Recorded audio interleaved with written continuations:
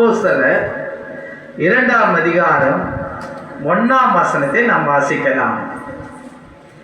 பெந்தெகோஸ்தே என்னும் நாள் வந்தபோது அவர்கள் எல்லாரும் ஒருமனப்பட்டு ஓரிடத்திலே வந்திருந்தார்கள். ஹல்லேலூயா. பெந்தெகோஸ்தே என்னும் ஒரு நாள். நல்ல கவனிங்க. இந்த பெந்தெகோஸ்தே என்ற ஒரு நாளை பார்க்கும் பொழுது பழைய ஏற்பாட்டினுடைய காலத்தில் நாம் பார்க்கும் பொழுது 50வது நாளிலே அறுவடை பண்டிகை அனுசரிப்பாங்க. 50வது நாளிலே வருஷத்திலே 50வது நாளிலே அறுவடை நாட்களை அவங்க என்ன பண்ணுவாங்க, நினைத்து நன்றி சொல்லுவார்களாம். புரியுதுங்களா?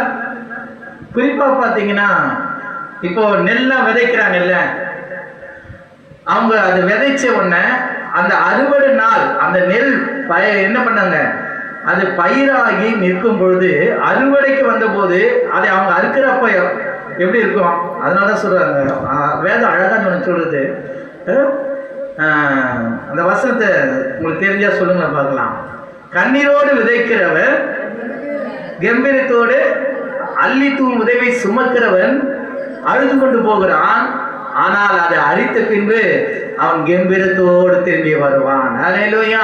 அப்ப பாருங்க, அவன் விதைக்கிறப்போ ரொம்ப கஷ்டப்பட்டு என்ன பண்ணுவாங்களாம், அதன் விதைப்பாங்களாம். விதைத்த உடனே அதனுடைய பலனை அவங்க காண்பது இல்லையா. அந்த அறுவடைக்கு வருகிற நாள் வரைக்கும் அவள் காத்திருக்கும் போது அதை அறுக்கிற போது, ஏற்ற வேலையிலே அதை அறுக்கும் போது அவள் இருதயத்தில் ஒரு பயங்கரமான ஒரு மகிழ்ச்சி, சந்தோஷம் உண்டாகுமா. ஹல்லேலூயா.